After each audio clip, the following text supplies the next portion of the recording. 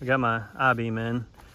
This is going to go in the center of the garage, kind of span it to lift stuff up with, lift engines out of cars or stuff out of the back of a truck, or just very handy having a beam in a garage. I've found even over the years in my little garages I've had, just having a rafter to hook something to, picking up a motorcycle with or something is just extremely handy. And with an I-beam, you can put a dolly on it, and I come along hanging from that and just roll it back and forth. And I really don't need it for the structural support of the garage whatsoever. So it's purely just going to be to pick stuff up with. But I think it's worth it, dealing with it and paying, it costs, money. I think it was about $1,200 out the door delivered. So anyway, I think it's going to be worthwhile is what I'm getting at. And they dropped it off today. It was ended up not being a big deal getting it back in here. I was a little bit worried how to get it in here, but they just brought it on a flatbed truck, and I picked it off with the tractor and set it down. And that was it. So it ended up not being a big deal at all. It's a 12-inch I-beam with what they call a 35-pound per foot, so a 35-pound I-beam. I did some math on it, and I worked with the people at the steel place to see what would be a reasonable strength and weight and height of it and all that for what I'm trying to do, and came to the conclusion this should be plenty stout enough. Probably could have got away with a 10-inch beam, but erred on the side of caution a little bit. And if I ever had to pick up something extremely heavy, we'd just put a post in the middle of the garage and support it from the floor a little bit. But probably unlikely I'm going to pick up something, like say I ever got a milling machine, like at my dad's house, something like that, where you're picking up 3,000 pounds. Might want to put something in the middle, but I think even then it would probably be okay. So I got to Aiden paint it so we keep it from rusting until it goes in the garage a little bit. I picked out this gray. Not super excited about it. I wanted something a little darker. It looked darker on their sample they had there. So I may end up getting, when we do the final coat on it, doing something a little darker. But for now, it'll work. At least keep it from rusting. Sits here for a few months. Aiden's doing a good job slapping some paint on it.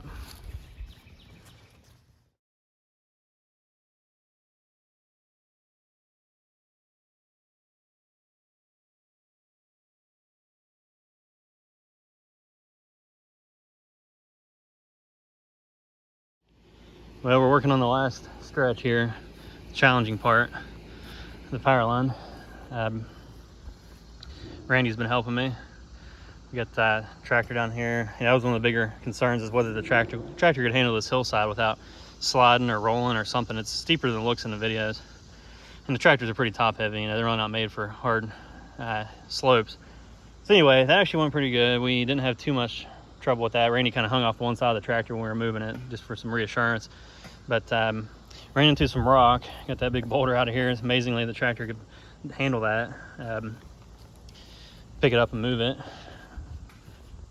We hit a storm drain line here, which didn't think would be too big a deal to fix. But the most odd thing we found is this hole down in the ground. It had this manhole cover on it, or grating, and we're not quite sure what was going on there. It's almost like it was an old storm drain from a long time ago. We can't figure out why there'd ever be one in this area. Of course, we don't know the exact history of this land and what all was being used for. But anyway, that's interesting. I think we're just going to put the cover back on it and fill it up. Hopefully, I don't think it's being used anymore. I mean, it's dry in there. So that was a surprise. Then we hit some rock down here. Randy's been trying to chip away at it, get a little lower.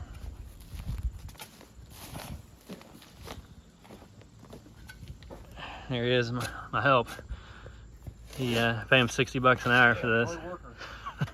But anyway, the last thing of interest we found here was this blue line, which I'm starting to think is probably my sewer line that we were concerned about all along. I caught it with the backhoe, but it didn't damage it. It kind of crinkled it a little bit, but didn't poke through it.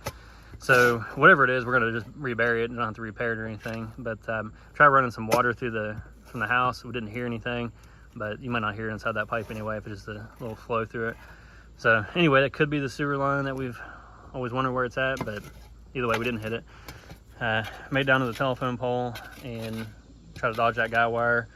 We're cleaning up a few spots here, and then start putting the pipe together and drop it down in there. So overall, went fairly smooth compared to how it could have went.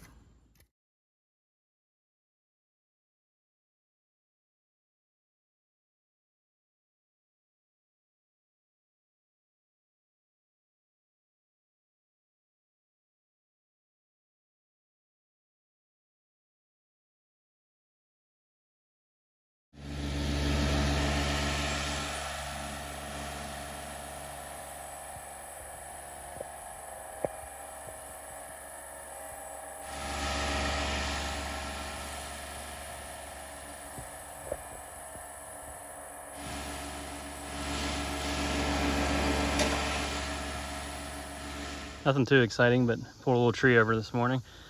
Been playing that for a while. Needed to be able to pull at it from an angle and get something like the tractor down over there in that direction. We can't really get the truck in there very well. So I've been waiting, the right timing to have the tractor here. It would hook up to that tree, but there's a pulley at the end of that chain. We ran a steel rope up that way, pull it this way. My dad pulled on it while I cut it, and it worked out just fine. So just doing a little cleanup now and hauling it to the brush pile to burn.